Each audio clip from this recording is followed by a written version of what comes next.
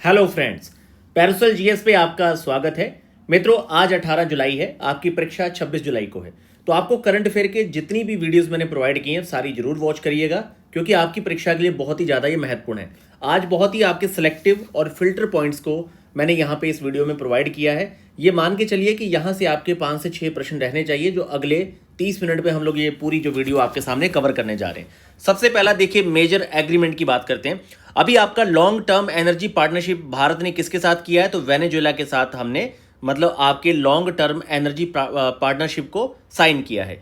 अभी गुजरात का जो कल्पसर आपका प्रोजेक्ट है, कल्पसर जो आपका प्रोजेक्ट है, इसके टेक्निकल कॉपरेशन के लिए भारत ने नीदरलैंड के साथ पैक्ट किया है। आगे देखिए, आर्टिफिशियल इंटेलिजेंस और क्वांटम टेक्नोलॉजी पे भारत वियतनाम के साथ समझौता कर चुका है। शुक्र ग्रह का अध्ययन करने के लिए भारत स्वीडन के साथ अभी समझौता किया है। तो इस तरह के कई बार जो आपके मोस्ट इंपोर्टेंट पैक्ट एग्रीमेंट होते हैं, ये परीक्षा में पूछे जाते हैं, तो आप इसे बहुत ध्यान से देखेंगे। Agreement for the LPG supply हमने किसके साथ किया है? यूएई के साथ किया है। एआई स्मार्ट सिटी की योजना के लिए भारत ने जापान के साथ पैक्ट किया है, ताकि एआई बेस्ड पूरी स्मार्ट सिटी को बिल्डअप किया जा सके। अभी हैमर मिसाइल काफ़ी चर्चा में रही है। भारत इलेक्ट्रॉनिक लिमिटेड जो है भारत की, और आपकी सेफ्रॉन जो है फ्रांस की, दोनों फर्म के बीच में पैक्ट हुआ है हैमर मिसाइल को बिल्डअप करने के लिए। और एमएसएमई सेक्टर पे आपका इंडिया ने साउथ कोरिया के साथ, क्योंकि यहाँ पे 94% यहाँ का स्किल्ड वर्कर है, जबकि भारत के अभी एग्जैक्ट जो है आपके 4.2% की रेंज में ही है। डिस्प्ले को आधार पे, मतलब आपकी एक तरह से जो डिस्प्लेज हैं आधार के जो सेंटर हैं वो गूगल मैप पे शो होने के लिए यूआईडीएआई जो आपकी आधार अथॉरिटी है, इसने गूगल के साथ पैक्ट किया है। ग्रीन एनर्जी कॉरिडोर बिल्डअप करने के लिए भारत ने ओमान के साथ पैक्ट किया है। India first net zero city जो है बिल्डअप की जा रही है यूएई की मदद से। कहाँ पे? तेलंगाना में। तो ये पॉइंट भी आपका बहुत इंपॉर्टेंट है। फील्ड ऑफ इमिग्रेशन, जैसे मान लीजिए आपका अप्रवासन हो गया, सिक्योरिटी हो गई, कॉपरेशन फील्ड में भारत जर्मनी के साथ पैक्ट कर रहा है। इसके साथ ही जो आपकी डाक एक्सप्रेस होती है, लॉजिस्टिक सेवाओं में भी भारत जर्मनी के साथ एक एग्रीमेंट हुआ है। तो याद रखिए, डाक एक्सप्रेस को लेके और आपका जो इमिग्रेशन, अप्रवासन और सिक्योरिटी को लेके जर्मनी के साथ भारत का पैक्ट हुआ है। भारत और लाइबेरिया ने quality of pharmaceutical product standard, एक तरह से दवा जो आपकी दवाइयां हैं इनके गुणवत्ता मानकों पर जो है भारत और लाइबेरिया के बीच में पैक्ट हुआ है। इसके बाद देखिए, रेलॉस जो है आपका लॉजिस्टिक्स से समझौता है रशिया के साथ। भारत रूस का रशिया रिलेटेड आपका लॉजिस्टिक का जो पैक्ट है, रेलॉस आपका रशिया के साथ हुआ है। और वहीं पे आपका ऑपरेशनल पार्टनरशिप, आपका जो संचालनात्मक साझेदारी होती है, ये आर्म्ड फोर्सेस को लेके भारत ऑस्ट्रेलिया के बीच में हुआ है। धान से हरित हाइड्रोजन बनाने की जो टेक्निक है, आईआईएससी बेंगलुरु ने पंजाब गवर्नमेंट के साथ पैक्ट किया है। और एक तरह से संयुक्त ऋण व्यवस्था पर सहयोग कहाँ पे हुआ है? भारत और जापान के बीच में। तो ये आपके लास्ट 7 मंथ के मोस्ट इंपॉर्टेंट एग्रीमेंट हैं जो भारत ने आपके किसी बड़ी संस्था के साथ, जहाँ किसी देश के साथ साइन किए। तो आप इन्हें याद रखिए, यहाँ से एक पैक्ट आपका पूछा जा सकता है। अब देखिए, यहाँ पॉइंट के तौर पे आप लोगों को पता होगा कि पटना हाईकोर्ट आपका इस्टेब्लिश हुआ था 1916 में। और पटना, अब इसकी कोई दूसरी खंडपीठ तो नहीं है, मुख्य पीठ आपकी इसकी पटना में ही है। तो यहाँ पे मीनाक्षी एम रॉय जी जो हैं सिक्किम हाईकोर्ट से आई हैं। अब ये यहाँ की मतलब आपकी चीफ जस्टिस हैं आपके हाईकोर्ट पटना की। इसके साथ ही मित्रों, थोड़ा सा यहाँ पे देखिए हाईकोर्ट के बारे में हम एक और भी तथ्य देखते हैं। इसमें कई सारे ऐसे आपके हाईकोर्ट हैं जो वहाँ उस राज्य की राजधानी क्षेत्र में ना होके उनकी जो मुख्य पीठ है वो दूसरे आपके क्षेत्रों में और शहरों में बसी हुई है। जैसे इलाहाबाद उच्च न्यायालय कहाँ पे है? 1866 में बना था, तो ये प्रयागराज में है, ना कि लखनऊ में। और आपके अरुण बंसाली साहब इसके इस समय चीफ जस्टिस हैं। ऐसे उड़ीसा हाईकोर्ट आपका कटक में है, राजस्थान जोधपुर में है, एमपी आपका जबलपुर में है, केरल आपका कोची में है, गुजरात अहमदाबाद में है, ना कि गांधीनगर में, छत्तीसगढ़ आपका बिलासपुर में है, और उत्तराखंड का आपका नैनीताल में है, ना कि देहरादून में। मतलब कि आपके कैपिटल के अलावा जो इसकी मुख्य पीठें हैं वो दूसरे शहरों में बसी हुई हैं। तो ये इसलिए आप, और जो आपकी परीक्षा के लिए सबसे महत्वपूर्ण यहाँ पे पॉइंट है वो पटना हाईकोर्ट का 1916 में स्टैब्लिश और मीनाक्षी एम रॉय, ये पॉइंट आपसे पूछा जा सकता है। अगर टोटल देखा जाए तो हाईकोर्ट कितने भारत में? 25 हैं। 25वां कौन सा? तो 24वां आपका तेलंगाना का जो हैदराबाद हाईकोर्ट था, और 25वां आपका अमरावती आंध्र प्रदेश वाला है, ये 25वां है आपका। ठीक है, तो आप ये पॉइंट याद रखेंगे। अब आगे चलते हैं। 2026 में लास्ट 7 मंथ की बात करें तो त्योहार, उत्सव, मेला और महोत्सव, ये चारों ही टर्म्स बहुत चर्चा में रहे हैं। जैसे आपका चापचर कूट जो उत्सव है, कहाँ का है? मिजोरम का है चापचर कूट। ऐसे ही आपका बगरुम्बा, तो बगरुम्बा कहाँ का है? तो ये नृत्य उत्सव आपका असम का है।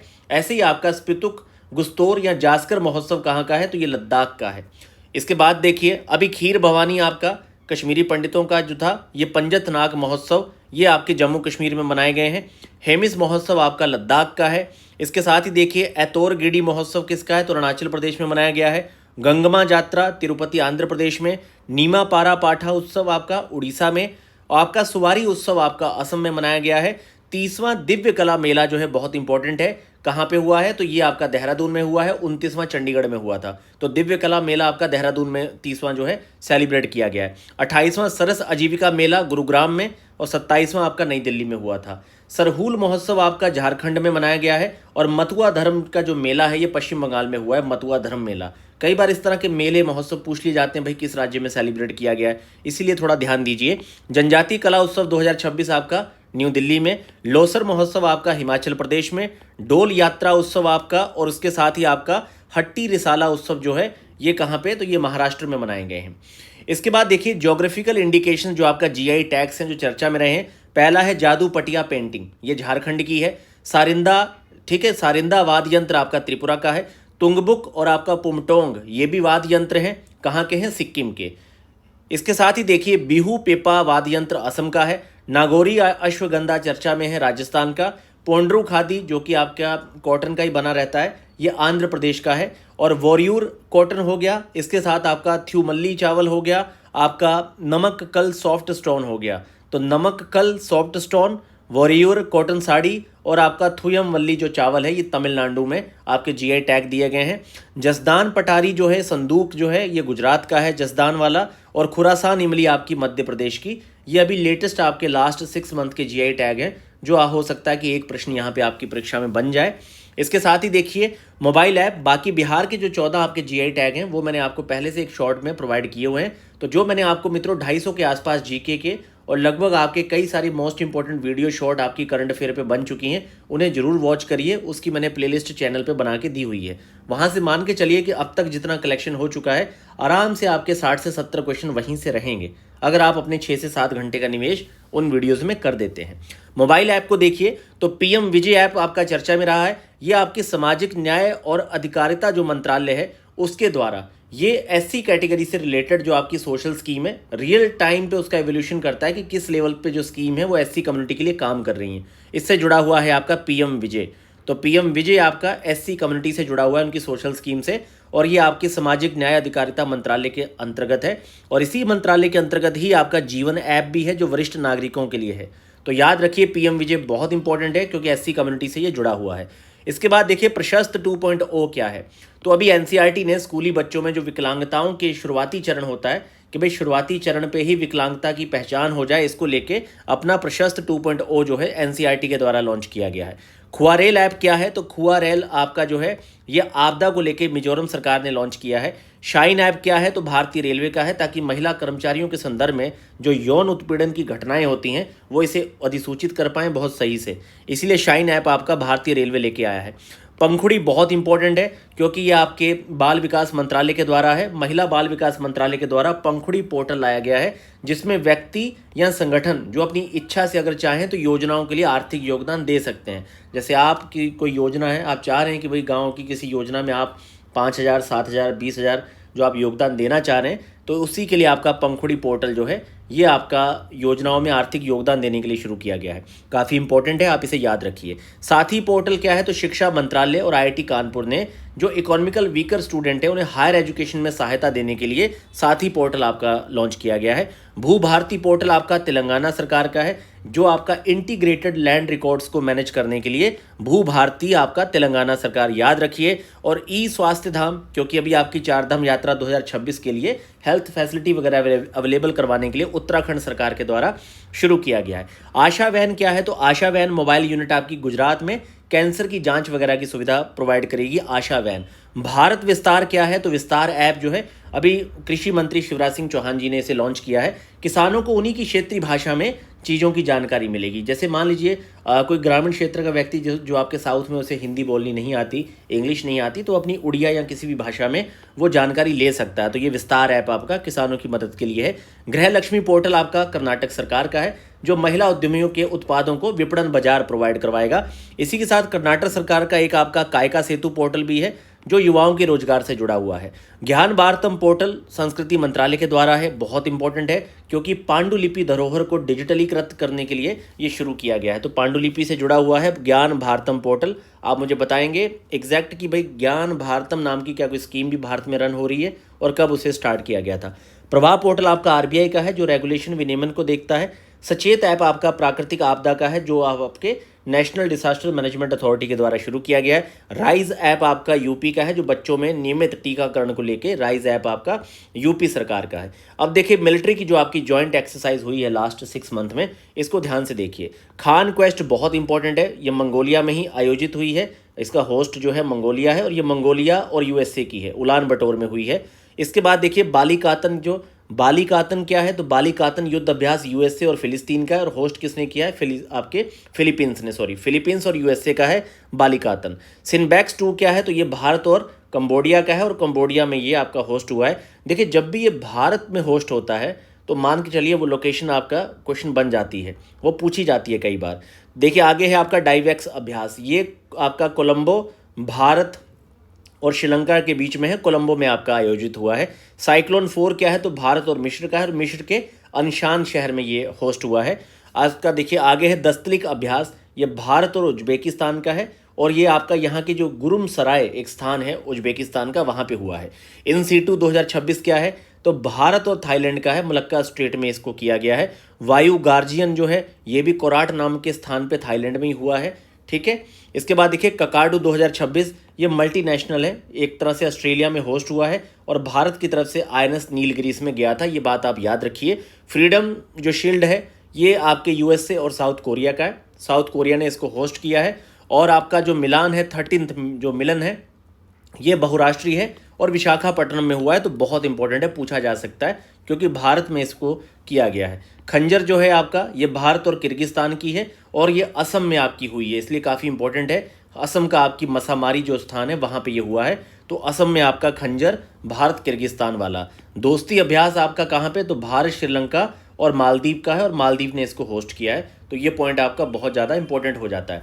आगे देखिए बिहार की विधानसभा, अब ये देखिए चुनाव 2025 जो है इसके बारे में थोड़े से तथ्य आप लोग याद कर लीजिए। पहले तो ये कि 18वीं विधानसभा है, ठीक है। इसमें टोटल सीटें कितनी है, तो आपकी 243 इसमें टोटल सीटें हैं। अब इसका चुनाव कितने चरण में हुआ, कई बार ये चरण पूछे जाते हैं, तो 2 ही चरण में हुआ है। पहला 6 नवंबर, फिर 11 नवंबर, फिर 14 नवंबर को आपका परिणाम आया है।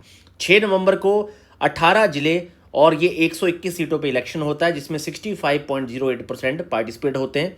इसके बाद 11 नवंबर को 20 जिलों में होता है जिसमें 122 सीटों पे इलेक्शन होता है जिसमें 68.76% तक लोग जो हैं वोट करते हैं और परिणाम आपका 14 नवंबर को आपके सामने है। कुल जो आपके रजिस्टर्ड वोटर हैं कई बार पूछे जाते हैं, 7,45,00,000 कुल आपके रजिस्टर्ड आपके यहाँ पे जो जिनका रजिस्टर्ड हो चुका है, तो कुल आपके रजिस्टर्ड वोटर हैं 7,45,00,000, जिसमें से मेल आपके 3.94 है, फीमेल आपका 3.51 है। इसके साथ ही देखिए महिलाओं ने जीत दर्ज कितनी सीटों पे की है, तो टोटल आपके 243 में से आपकी 29 सीटें हैं। एससी आरक्षित सीटें आपकी 38 है, एसटी आपकी 2 हैं और विधानसभा के अध्यक्ष कौन है, प्रेम कुमार, ठीक है। तो ये आपके कुछ पॉइंट्स हैं जिन्हें आप याद रखिए, हो सकता है यहाँ से एक स्टेटमेंट आपका बन जाए। अगला देखिए जो इंटरनेशनल ऑर्गेनाइजेशन रिलेटेड आपके फैक्ट हैं, जैसे आईएलओ, तो आईएलओ आप जो लोग जानते हैं कि इसका हेडक्वार्टर जिनेवा में है, 1919 में इस्टेब्लिश हुआ था और वर्तमान में इसके जो प्रेसिडेंट हैं ये है गिलबर्ट होंगबो। इनका जो अभी लेटेस्ट आपका 187 मेंबर है ये टोंगा बना है और यही टोंगा 56 मेंबर बना है राष्ट्रमंडल का भी, जिसका हेडक्वार्टर कहाँ है, लंदन, 1931 में इस्टेब्लिश हुआ था और अफ्रीकी देश से पहली आपकी शर्ली बोचवे इसकी प्रेसिडेंट है। तो टोंगा जो है ये थोड़ा चर्चा का विषय है। इसके बाद देखिए इंटरपोल का कहाँ पे है, तो लियोन्स फ्रांस में इसका हेडक्वार्टर 1923 में इस्टेब्लिश है। वालडेसी उर्किजा इसके प्रेसिडेंट है और अभी 196 इसका जो देश है पलाऊ बना है, याद रखिए पलाऊ और ये टोंगा, ये पूछा जा सकता है। अभी देखिए FAO है जो आपका फूड एंड एग्रीकल्चर ऑर्गेनाइजेशन, ये रोम में इसका हेडक्वार्टर 1945 में बना है। इसके प्रेसिडेंट आपके पूछे जा सकते हैं, क्यू डोंगयू इसके आपके प्रेसिडेंट बने हैं। नाटो के मार्क रूटे हैं, अभी 32वां सदस्य आपका स्वीडन बना था, 1949 ब्रुसेल्स में इसकी स्थापना हुई थी। ADB 1966 मनीला, प्रेसिडेंट कौन है, मसातो कांडा। अभी 69th मेंबर कौन बना है, इजराइल, तो ये आपका करंट का पॉइंट है। NDB आपका 1914 शंघाई हेडक्वार्टर, डिल्मा रोसेफ इसकी प्रेसिडेंट है। 10वां मेंबर उज्बेकिस्तान, ये बहुत इंपॉर्टेंट है और 69th इजराइल जो है ADB का, ये दोनों ही पॉइंट बहुत ज़्यादा महत्वपूर्ण है, 5 स्टार पॉइंट है, ये परीक्षा में आ सकते हैं। आईएसए में आशीष खन्ना इसके अध्यक्ष हैं, 107वां मेंबर मोल्डोवा बना है। इसके बाद देखिए बहुत इंपॉर्टेंट जो आपके इंटरनेशनल कॉन्फ्रेंस हैं, जैसे 52 आपका G7 कहाँ पे हुआ है, तो एवियन फ्रांस में, 51 कनाडा में हुआ था, 53 आपका 2027 में कहाँ होगा, अमेरिका यूएसए। WTO का 14वां मंत्री स्तरीय आपका कॉन्फ्रेंस कहाँ पे हुआ है, तो कैमरून के याउंडे में हुआ है। और याउंडे डिक्लेरेशन किस चीज़ से जुड़ी हुई है, ये मुझे आप कमेंट्स में बताएंगे। पीयूष गोयल यहाँ से भारत की तरफ से गए थे। मोबाइल वर्ल्ड कांग्रेस आपकी बार्सिलोना स्पेन में हुई है। इसकी थीम द IQ एरा बहुत इंपॉर्टेंट है, इसे याद रखिए। इसके बाद देखिए बायोफैक या बायोफैच आपका 2026 जो है न्यूरेमबर्ग जर्मनी में हुआ है। ग्रोइंग टुमारो यंग वॉइस इसकी थीम है। म्यूनिक सुरक्षा सम्मेलन आपका म्यूनिक जर्मनी में हुआ है। थीम इसकी है विनाश के अधीन, मतलब अंडर डिस्ट्रक्शन इसकी थीम है, ये काफ़ी इंपॉर्टेंट है। वर्ल्ड गवर्नमेंट कॉन्फ्रेंस आपकी कहाँ पे हुई है, दुबई UAE में। शेपिंग फ्यूचर गवर्नमेंट इसकी थीम है। और WHO का पारंपरिक चिकित्सा पे जो वैश्विक सम्मेलन है नई दिल्ली में हुआ है, ये बहुत इंपॉर्टेंट है, क्योंकि किसी भी वैश्विक संस्था का अगर भारत में कोई सम्मेलन होता है तो मान के चलिए वहाँ से आपका प्रश्न बनता है। थीम क्या है, संतुलन बहाल करना। इसके बाद देखिए COP30, 31, 29। COP29 आपका बाकू अजरबैजान में था, 30 आपका बेलम ब्राज़ील है, और 31वां तुर्की में 2026 में नवंबर में होगा। तो ये तीनों ही पॉइंट याद रखिए, हो सकता है यहाँ पर आपका एक प्रश्न बना दे। ग्लोबल AI शो आपका आबू धाबी में हुआ है। थीम क्या है, तो AI 2031। याद रखिए, कई बार इस तरह की थीम जो बहुत छोटी होती है पूछ ली जाती है। G20 का जो 20वां आपका सम्मेलन है जोहान्सबर्ग में हुआ है। एकजुटता, समानता, स्थिरता इसकी थीम है। और 21वां आपका USA में 2026 वाला होगा। आगे देखिए प्रमुख राष्ट्रीय सम्मेलन 11वां रायसीना डायलॉग आपका नई दिल्ली में। विषय क्या है, संस्कार, अभिकथन, सामंजस्य, उन्नति। मुख्य अतिथि बहुत इंपॉर्टेंट है, अलेक्जेंडर स्टब हैं फिनलैंड के प्रेसिडेंट, ये पूछा जा सकता है, ये पॉइंट बहुत इंपॉर्टेंट है। सूरजकुंड अंतर्राष्ट्रीय शिल्प मेला फरीदाबाद में होता ही है, पर इसमें भागीदार देश पूछा जाता है जो कि मिस्र है। थीम क्या है, local to global.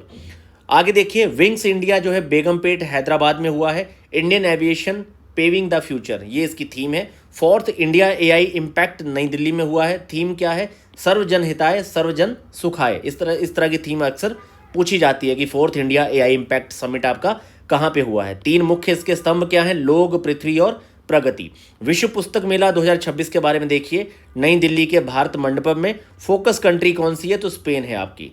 Earth summit के बारे में देखिए गांधीनगर। वैश्विक परिवर्तन के लिए ग्रामीण नवाचार को सशक्त बनाना, ये इसका पूरी थीम रखी गई है। अमित शाह जी के द्वारा यहाँ पे सहकार सारथी पहल को भी शुरू किया गया। तो आपका अर्थ समिट कहाँ पे हुआ है, गांधीनगर। नेतृत्व किसने किया, अमित शाह ने।